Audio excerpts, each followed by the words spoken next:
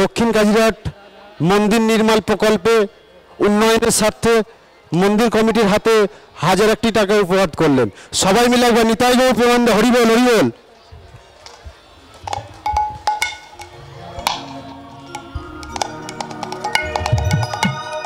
ভক্তমণ্ডলী, ভক্তিমতী মায়েরা, যে সমস্ত পরম ভক্ত আমার রাধা গোবিন্দকে উদ্দেশ্য করে কিছু অর্থ দান করলেন, আমি প্রার্থনা করি ভগবানের কাছে সেই সমস্ত ভক্তগণ যেন আমার গোবিন্দ চরণে আশ্রয় পায়।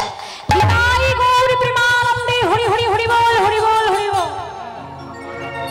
আমার মধুময়ী বৃন্দাবনে ব্রজ গোপীগণ থরে থরে ননি মাখন নিয়ে ঘরে সাজিয়ে রাখতেন। ঘরে রাখতেন বটে, তবে ঘরের দরজাগুলো খুলে রেখে দিতেন। কেন জানেন?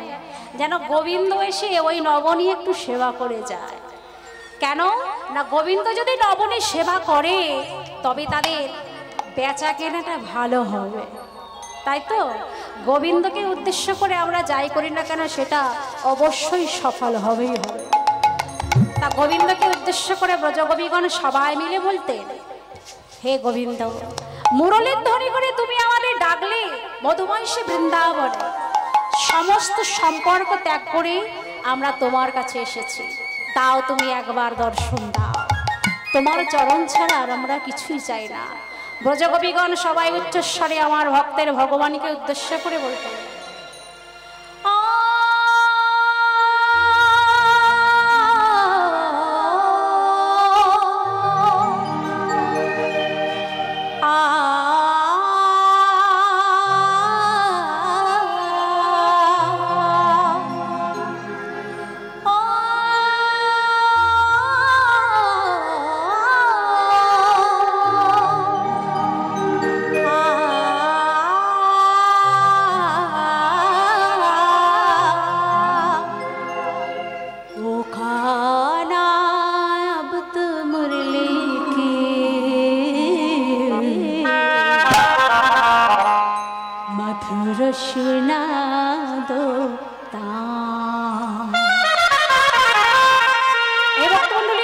সবাই মিলে দুটো বাহু প্রসার করে তালে তালে আমার সঙ্গে বলবেন, সবাই মিলে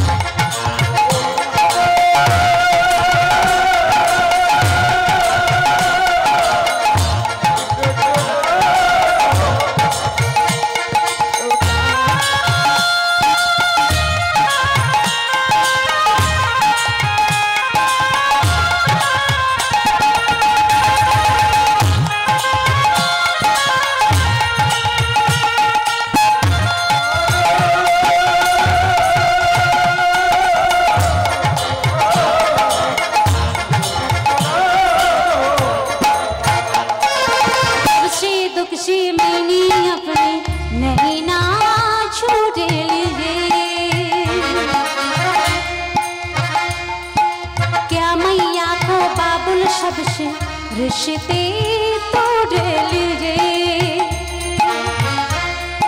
ভক্তমণ্ডল, ব্রজগোপীগণ সবাই মিলে বলছেন, তুমি কি জানো ওহে প্রাণনাথ দিনীর দয়াল, তোমার মুরলীর ধ্বনি শ্রবণ করার সঙ্গে সঙ্গে যত সম্পর্ক আমাদের ছিল, মাতা পিতা সন্তান সমস্ত সম্পর্ক ত্যাগ করে শুধু তোমার কাছে এসে চলে এসেছি তোমার চরণ পাবো বলে। তাই কি বলছি, जब से दक्षिणी महीना छोड़ लीजिए,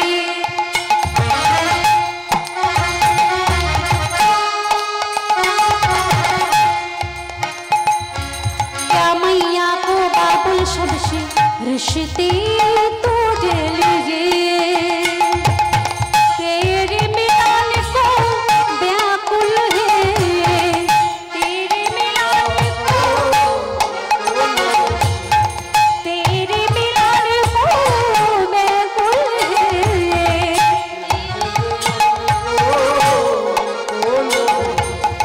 कभी से मेरी प्राण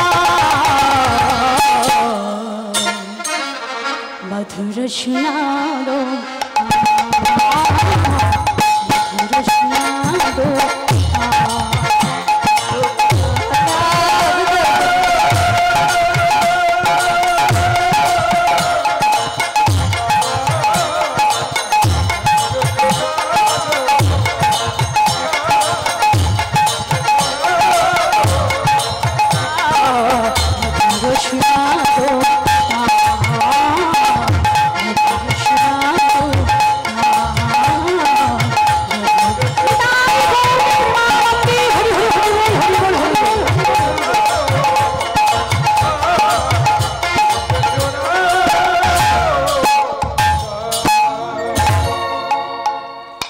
ভক্তমণ্ডলী, ভক্তিমতী ভাইরা, অপরদিকে ভক্তের ভগবানকে উদ্দেশ্য করে যখন ডাক দিলেন সুমন্ত সারথী, হঠাৎ দেখতে পেলেন তার সম্মুখ দিয়ে একজন ব্রাহ্মণী ভিখারি, তিনি ওই সুমন্ত সারথীর সম্মুখে এসে দাঁড়িয়েছে।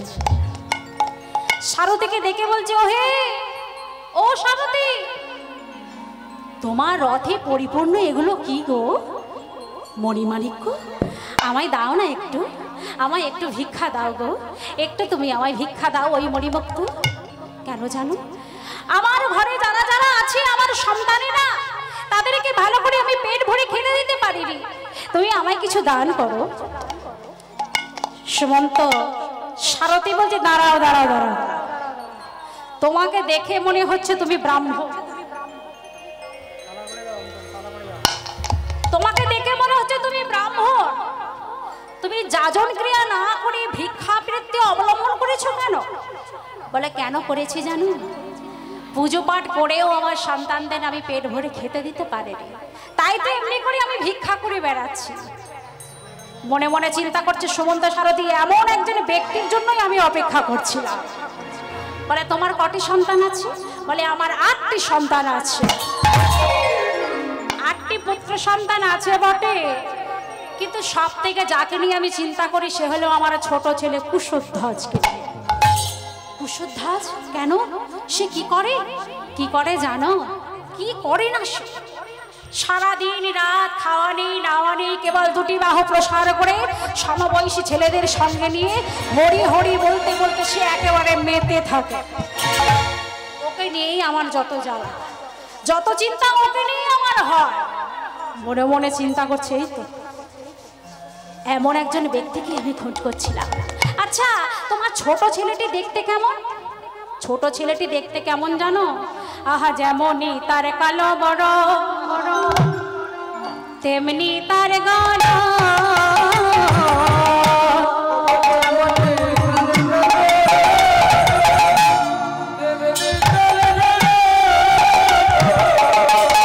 যেমন তার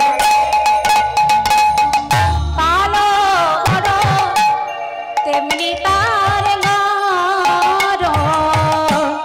যেমনি তার কালো বরণ তেমনি তার গরণ। আবার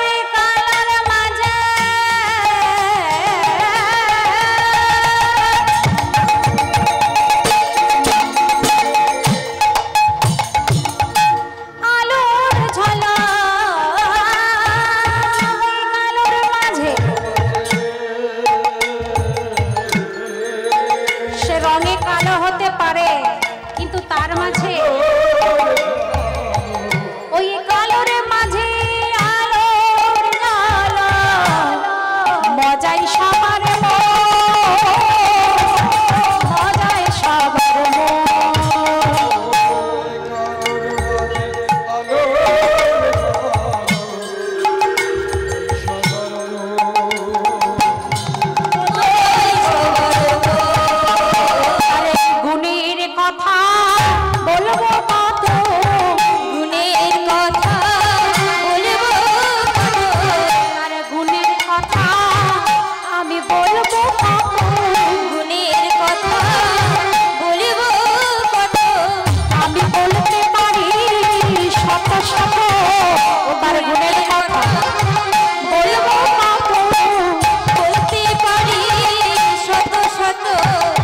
কৃষ্ণ বলে গোবিন্দ বলে সে বলতে পারি শত শত, কৃষ্ণ কৃষ্ণ গোবিন্দ বলে বলতে পারি শত শত, গোবিন্দ দেখা দাও হে বলে বলতে পারি শত শত, গোবিন্দ দেখা দাও হে বলে বলতে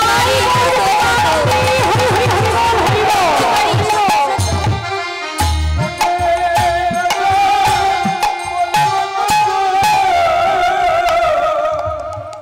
সুমন্ত সারথী মনে মনে ভাবলেন, আমি যেমন যেমন চেয়েছিলাম এ তো দেখতে ঠিক তেমনই হয়েছে। কৃষ্ণবর্ণের বালক, কৃষ্ণ পরায়ণ বালক, অষ্টম বর্ষের বালক, এমন বালকই তো আমার চাই। মনে মনে চিন্তা করে সুমন্ত সারথী এবারে ওই ব্রাহ্মণকে বলছে, ও হে ব্রাহ্মণ, তোমার নাম কি? বলে, আগে আমার নাম হলো সুমতি ব্রাহ্মণ। সুমতি ব্রাহ্মণ? আচ্ছা, ওই রথ পরিপূর্ণ মণিমাণিক্য দেখতে পাচ্ছ? বলে, হ্যাঁ তা দেখতে পাচ্ছি। ওই রথ পরিপূর্ণ মণিমাণিক্য আর রাজ্যের অর্ধেক সম্পত্তি আমি তোমায় দান করে দেব। চমকে উঠলেন সুমতি ব্রাহ্মণ। ভিক্ষা করে যার দিন কাটে, সে যদি এমন সম্পত্তির কথা শ্রবণ করে, তার মনের অবস্থাটা কি হতে পারে? অবাক হয়ে গেলে, কারণ এত সম্পত্তি তুমি আমায় দান করবে ও সারথী, তবে তার বিনিময়ে আমার কি করতে হবে গো? কিছু করতে হবে না, তুমি আমাকে দেবে। কি দেব? বিনিময়ে তোমার ছোট ছেলে কুশধ্বজকে আমাকে দান করো। না না না, এ হতে পারে না, আমি পারবো না কিছুতে। আচ্ছা সারথী, আমার ছোট ছেলে কুশধ্বজকে নিয়ে তুমি কি করবে গো? তুমি জানো রাজা যযাতি তার পিতা নৌষ মারা গেছে, আর রাজা নৌষের আত্মা শান্তির জন্য, আত্মা মুক্তির জন্য একটা যজ্ঞ অনুষ্ঠান হতে চলেছে, যে যজ্ঞের নাম হলো নরমেধ যজ্ঞ। আমরা মনস্থির করেছি, তুমি যদি তোমার ওই ছোট ছেলে কুশধ্বজকে আমায় দিতে পারো, তোমার কুশধ্বজকে ওই অগ্নিকুণ্ড মাঝে আমরা যজ্ঞ আহুতি দেব। না না না, এ হতে পারে না। আমি আমার সন্তানদের পেট ভরে খাওয়াতে পারি না বটে, কিন্তু তাই বলে কোনো পিতা তার সন্তানকে পুড়িয়ে মারার জন্য কোনো পিতা এইভাবে দিতে পারে না। যতই তার সন্তান থাকুক না কেন, যতই পিতা বলে টাকার অনেক সন্তান থাকুক না কেন, কোন পিতা স্বেচ্ছায় কোনো সন্তানকে এইভাবে দিতে পারে না। আমি পারবো না, তুমি আমাকে ক্ষমা করে দাও সারথী। ভেবে দেখো, আমি তোমাকে জোর করব না, তুমি গৃহে ফিরে যাও, তোমার অর্ধাঙ্গিনীর সাথে তুমি আলোচনা করো, আলোচনা করে তারপরে তুমি আমার সঠিক সিদ্ধান্ত জানিও। আঙ্গিনার মাঝে রথ পরিপূর্ণ মণিমাণিক্য নিয়ে সুমন্ত সারথী দাঁড়িয়ে আছে, আর অপরদিকে ব্রাহ্মণী দুকর একত্রিত করে আমার ভক্তের ভগবানের কাছে প্রার্থনা করছে, ওগো দিনের দয়াল, ওগো বাঞ্ছা কল্পতরু শ্রীহরি মধুসূদন, এই কষ্টের দিন আমি যে আর চালাতে পারছি না প্রভু। আমি এমনি করে অনাহারে দিন কাটাই, আমার কোনো দুঃখ নেই, কিন্তু আমার সন্তানরা যখন দেখি না খেয়ে অনাহারে পাঠশালায় চলে যাচ্ছে, তখন যে মায়ের কত কষ্ট হয়, আমি সেই ব্যথাটা সহ্য করতে পারি না প্রভু। ও মা, মা যদি মারাও যায়, তবে মারা গিয়েও সন্তানের মঙ্গল কামনা করে থাকে। আমার মায়েরা সেটা ভালো করে জানে। একটা যুবক একটা রমণীকে ভালোবেসেছে, তার প্রেমিকাকে বলছে, আমি তোমায় এত ভালোবাসি যে আমি তোমার জন্য আমার জীবনটা পর্যন্ত দিতে রাজি আছি। তা মেয়েটি বলছে, তাই নাকি, তুমি আমাকে এত ভালোবাসো? তা আমার প্রমাণ দিতে হবে। কি প্রমাণ? তুমি যদি আমায় সত্যি ভালোবেসে থাকো, তবে তোমার মায়ের কাটা মুন্ডু আমার কাছে এনে দিতে হবে। ছেলেটি বলছে, হ্যাঁ, কেন পারবো না, আমি তো তোমাকে সত্যি ভালোবাসি। তার মা যখন গৃহে গভীর রজনীতে ঘুমিয়ে পড়েছে, ছেলেটা কি করছে, দু নয়ন মুদিত করে মার দেহ থেকে মস্তকটি আলাদা করে দিয়েছে। মায়ের দেহ থেকে যখন মস্তক আলাদা করে দিয়েছে, কাটা মুন্ডু যখন পড়ে গেছে, ছটপট ছটপট করছে, একদিকে দেহটা ধরপট ধরপট করে লাফাচ্ছে, অপরদিকে কাটা মুন্ডুটা ঘোরাঘুরি করছে। মায়ের যে মস্তকের কেশ ছিল, সেই কেশটা ধরে ছেলে টানতে টানতে নিয়ে চলেছে প্রেমিকার কাছে। তাকে প্রমাণ দেবে সে কত তাকে ভালোবাসে। মায়ের মস্তকের কেশ টানতে টানতে ধরে যখন নিয়ে চলেছে, হঠাৎ রাস্তার মাঝে হোঁচট খেয়ে ছেলেটা পড়ে গেল। রাস্তার মাঝে যখন হোঁচট খেয়ে ছেলেটা পড়ে গেছে, মায়ের যে কাটা মুন্ডুটা হাত থেকে পড়ে গেছে, সেই কাটা মুন্ডু হতে বলছি, খোকা তোর লাগেনি তো বাবা, তোর লাগলে আমি যে বড় ব্যথা পাই রে, তোর কষ্ট হয়নি তো বাবা। ছেলেটি আবার মায়ের মস্তকের কেস ধরে টানতে টানতে নিয়ে চলেছে, প্রেমিকার কাছে গিয়ে প্রেমিকার চরণের কাছে দিয়েছে। এই না, এই আমার মায়ের মাথা তোমার পায়ের কাছে দিয়ে দিলাম, দেখো আমি তোমায় কত ভালোবাসি। মেয়েটি এবার বলছে, আমি একজন নারী, আর যাকে তুমি হত্যা করলে, যাকে তুমি নিধন করলে, তোমার মা, সেও একজন নারী। তা একটা নারীর জন্য আর একটা নারীর উপরে তুমি যখন এমন অত্যাচার করলে, তোমার মতো ছেলের আমার কোনো দরকার নেই, তুমি অনেক কিছু করতে পারো। মেয়েটি ত্যাগ করলেন ছেলেটিকে। তাহলে দেখুন, মা মারা গিয়েও মা কিন্তু সন্তানের জন্য মঙ্গল কামনা করে, মায়ের যত কষ্ট হোক না কেন। শিশুকালে মা যখন সন্তানকে কোলে নেয়, মায়ের কোলে ছোট্ট সন্তান যখন হিস করে দেয়, মা সে কাপড়টি সরিয়ে দিয়ে অন্য কাপড় দেয়। আবার যখন দুষ্টুমি করে ছেলেটা আবার যখন হিস করে দেয়, আবার যখন অন্য কাপড় দেয়। এইভাবে মা কি করছে, যতবার বড় দরিদ্র হলে যা হয়, যতবার সন্তান হিস করছে, ততবার এই কাপড়টা সরিয়ে সরিয়ে অন্য শুকনো কাপড় দিয়ে ঢাকা দিচ্ছে। যখন দেখছে বারে বারে সন্তান হিস করছে আর কাপড়টি দেওয়ার মতো শুকনো জায়গা আর কোথাও নেই, শেষে মা কি করে জানো, শুষ্ক আছে একমাত্র বক্ষ মাছ, এই হৃদয়ে তাপ দিয়ে সন্তানকে সমস্ত বছরে রেখে দিয়ে সন্তানকে বুকের মধ্যে আঁকলে ধরে রেখে দেয়।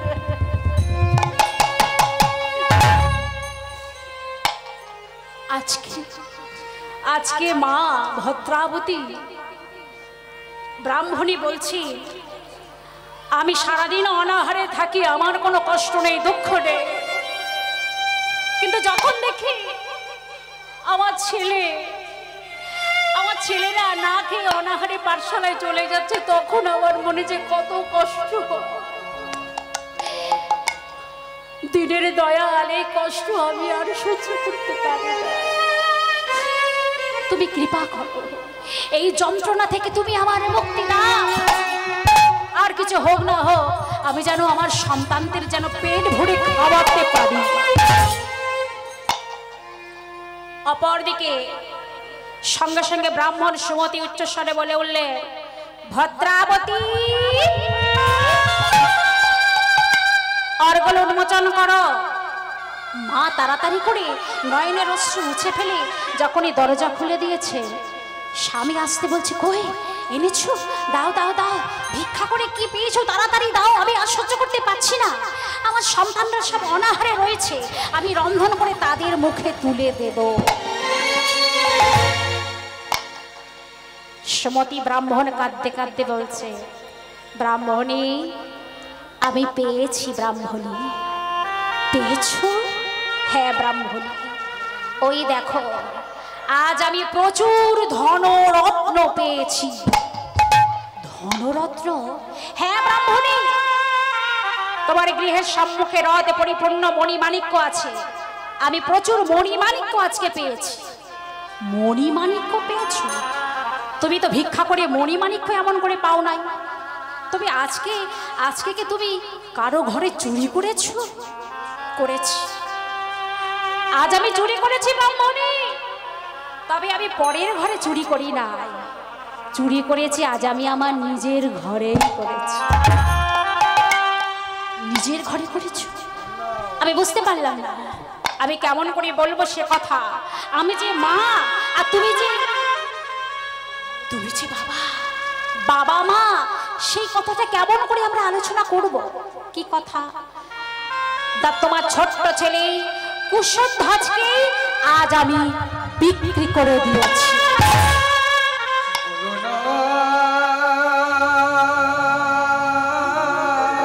ব্রাহ্মণী, বিনিময়ে আমি প্রচুর ধনরত্ন পেয়েছি, বিক্রি করে দিয়েছ? না না না, এ হতে পারে না, এ হতে পারে না। তুমি কেন এ কাজ করেছো? আমি তো কিছুতেই আমার সন্তানকে দেব না। হতে পারে আমার আত্মীয় সন্তান, হতে পারে আমি তাদের পেট ভরে খাওয়াতে পারি না দুবেলা, তাই বলে আমার সন্তানকে আমি বিক্রি করে দেব? আমার মা বলা পাখিকে আমি হারিয়ে ফেলবো? শুধু তাই না, আমার এই ছোট ছেলে কুশধ্বজ, যার মুখে দুবেলা কৃষ্ণ নাম শুনলে আমার প্রাণ শীতল হয়ে যায়, যার মুখে কৃষ্ণ নাম শ্রবণ করলে আমার ছোট্ট কুড়ে ঘর আলোয় আলোকিত হয়ে যায়।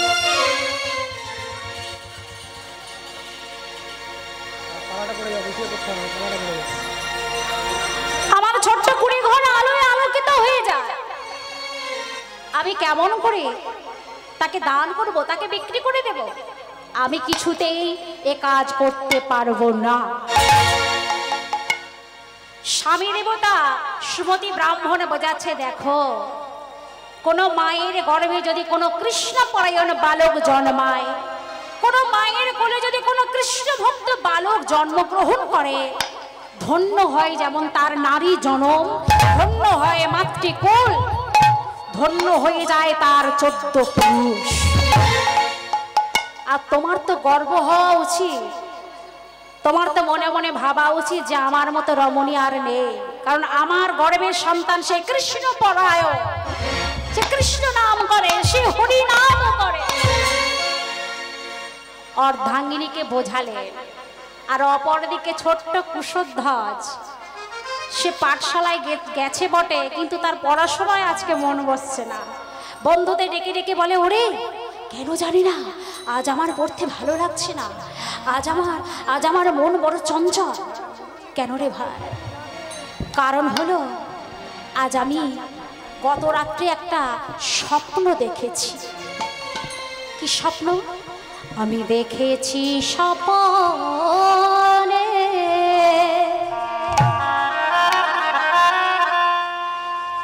কহিত অবস্থানে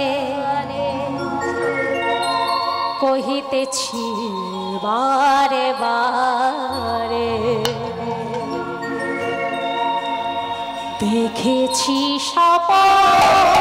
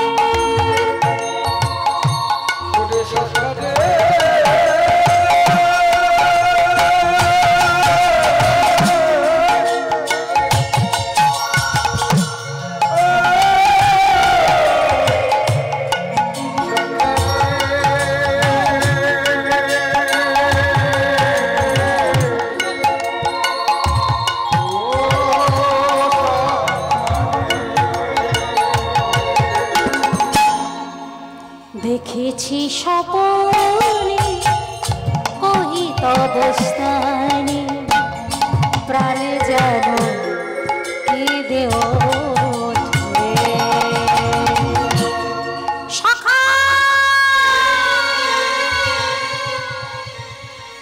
আমি এক স্বপ্ন দেখেছি ভাই, সেই স্বপ্ন দেখার পরে কেবল আমার প্রাণটা যেন কেঁদে কেঁদে উঠছে। অপরদিকে দেখা গেল ছুটতে ছুটতে পিতা সুমতি ব্রাহ্মণ আসছে কুশধ্বজের কাছে।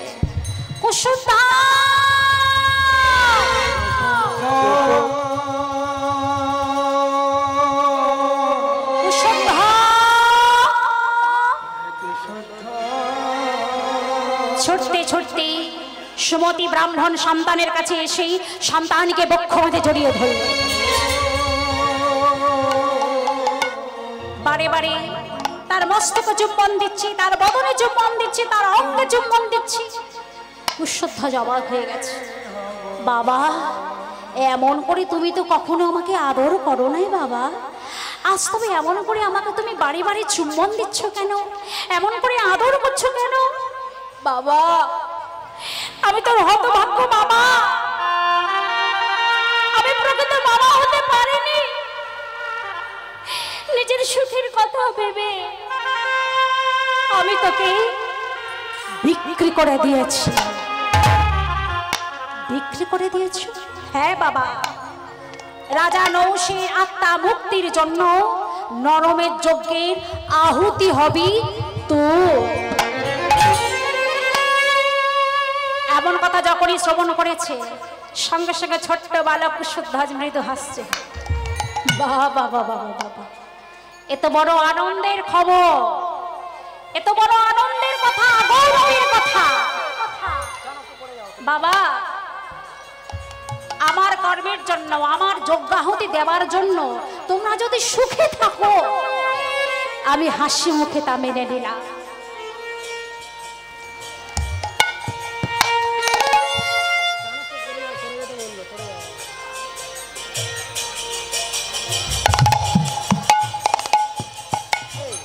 দিদির গান শুনিয়া দক্ষিণ কাজিরাট নিবাসী চিত্তা নস্কর 20টি টাকা এবং সেই সঙ্গে গণেশ নস্কর 20টি টাকা উপহার করলেন এবং সৌভিক মণ্ডল দিদির গান শুনিয়া 20টি টাকা, সেই সঙ্গে তিয়াসা মণ্ডলও 20টি টাকা।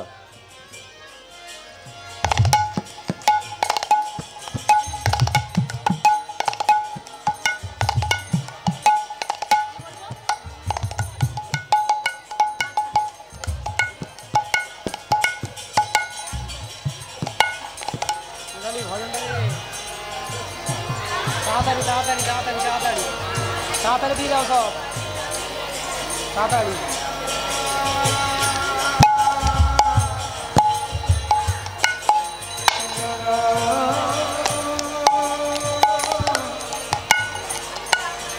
ভক্তমণ্ডলী, ভক্তিমতী মায়েরা, রাধা গোবিন্দকে উদ্দেশ্য করে তারা কিছু দান করলেন। আমি প্রার্থনা করি আমার ভক্তের ভগবানের চরণে ঠাঁই পায়। নিতাই গৌর প্রেমানন্দে হরি হরি হরি বল, হরি বল, হরি বল। আর একটা কথা, এই মন্দিরের উদ্দেশ্যে আপনারা রাধা গোবিন্দকে উদ্দেশ্য করে আপনারা কিছু কিছু দান করবেন। আমার দুটো দাদা ভাই আপনাদের কাছে যাচ্ছে, আপনারা যে যেমন পারবেন রাধা গোবিন্দকে উদ্দেশ্য করে দান করবেন। এ দান করলে বিফলে যাবে না। ব্যাংকে যতই টাকা রাখুক না কেন, যতই সুদে বাড়ুক না কেন, তাতে কোনো কাজ হবে না। কিন্তু এই 10 টাকার মূল্য এখানে অনেক। সেই সুদে আসলে আমার গোবিন্দ ভর পাবে যারা রাস্তাটা পরিষ্কার করে দেয়। নিতাই গৌর প্রেমানন্দে হরি হরি হরি বল, হরি বল, হরি বল, হরি বল।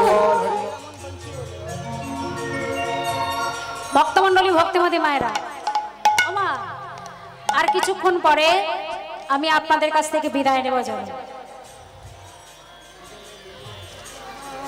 আজকে ছোট্ট বালক কুশধ্বজ পিতামাতাকে উদ্দেশ্য করে বলছি, ওমা বাবা তোমরা কোনো চিন্তা করো না, দুঃখ করো না। আমি স্বেচ্ছায় হাসি মুখে কথাটি মেনে নিলাম। তোমাদের সুখের জন্য নরমের যজ্ঞ আহুতি আমি নিজে হব। পিতার চরণে মাতার চরণে প্রণাম জানিয়েছে। মাকে উদ্দেশ্য করে বলছে, মা তুমি চিন্তা করো না মা, তুমি যদি এমন করে কাঁদতে থাকো আমার যাবার পথটা বড় পিছল হয়ে যাবে জননী। একটা পদ্মের পাতায় যখন এক বিন্দু জল থাকে, কামের বাতাস লেগে টলমল টলমল করতে থাকে। কখন পড়ে যাবে সে কথা কেউ কখনো বলতে পারে না। আমাদের এই জীবনটা ওই পদ্মের পাতায় এক বিন্দু জলের মতো টলমল টলমল করছে। একটা মানুষ আজকে কথা বলছে, দেখা গেল কালকে খবর পাওয়া গেল মানুষটা আর নেই। তা সেই দেহটা, কামনা বাসনা দেহটা যদি কারোর উপকারে লাগে, আমার ভগবানের চরণে যদি সঁপে দেওয়া যায়, তবে এর মতো বড় কথা আর হতে পারে না। তাই তো গানের ভাষায় একজন বড় শিল্পী তিনি বলেছেন, ভেবে দেখো মা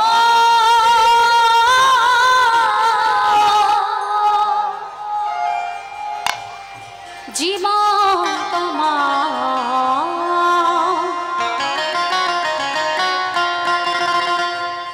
পদ পাতায় টলব, পদ পাতায় টলব। ভেবে দেখো